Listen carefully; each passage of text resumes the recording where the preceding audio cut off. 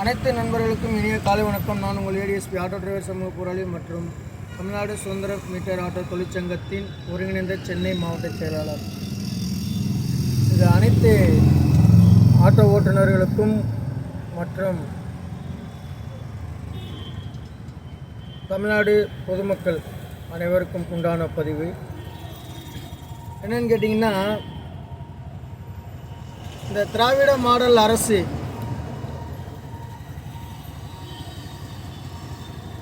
ஒரு சில மீடியாக்களையும் ஒரு சில நாடக நடிகர்களையும் வைத்துக்கொண்டு மற்றும் அடிமைகளையும் வைத்துக்கொண்டு இந்தியாவிலேயே மிகவும்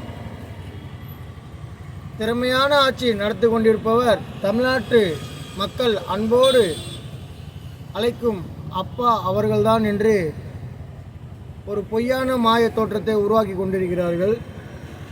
ஆனால் இவர்கள் செய்வது அனைத்துமே சட்டவிரோத செயல், சமூக சீர்கேடு, மக்களை அவதிக்கு உள்ளாக்கும் செயல் என்பது பொதுமக்கள் அனைவரும் அறிவார்கள். குறிப்பாக ஓட்டுநர்கள், ஆட்டோ ஓட்டுநர்கள் இந்த ஆட்சியின் லட்சணத்தை நன்கு அறிவார்கள்.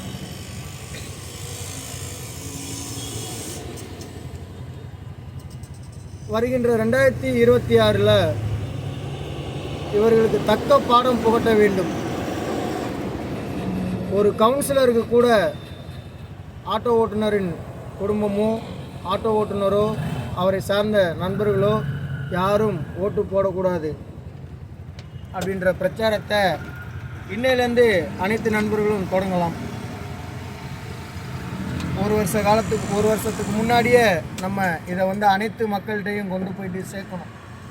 தமிழக அரசாங்கம் செய்த செயல் அனைத்தையும், கேடுகெட்ட செயல் அனைத்தையும் தமிழக மக்களிடம் இன்ஸ்டாகிராம் மூலமாகவோ யூடியூப் மூலமாகவோ இல்லை நேரடியாகவோ கொண்டு போய் சேர்த்திங்கன்னா மட்டும்தான் தமிழ்நாடு நல்லா இருக்கும். இந்த திராவிட மாடல் ஆட்சியை தமிழகத்தை விட்டே விரட்டி அடிக்க வேண்டிய ஒரு கட்டாயத்தில் இப்போ அனைத்து தமிழக மக்களும் இருக்கிறோம். வருகின்ற 2026 இந்த திராவிட மாடல் ஆட்சியில் இருப்பவர்கள் யாருக்கும் ஓட்டு போடாதீங்க. மக்கள் திருந்திட்டாங்க. மக்கள் 180% மக்கள் திருந்திட்டாங்க. இன்னைக்கு காசு வாங்கிட்டு ஓட்டு போடுறதில்ல. ஏன்னா எல்லாருக்கும் ஏதாவது ஒரு நேரத்தில் தன்மானம் எட்டி பார்க்கும். அந்த மாதிரி நேரத்தில் இவங்க பண்ணுற அயோக்கியத்தனம் எல்லாத்தையுமே மக்கள் பார்த்துக்கிட்டு இருந்து மக்கள் திருந்தி ஓட்டை மாற்றி போடுறதுக்கு ரெடி ஆகிட்டாங்க. ஆனால் அரசாங்க அதிகாரிகள் 180% பேர் திருந்தாமல் தான் இருக்கிறார்கள். அவங்க சொகுசு வாழ்க்கை வாழ்வதற்காண்டி அப்பாவி மக்களின் வாழ்க்கையில் விளையாண்டு கொண்டிருக்கிறார்கள். சட்டவிரோத செயலை ஒரு தனிநபர் செஞ்சால் அந்த தனிநபரின்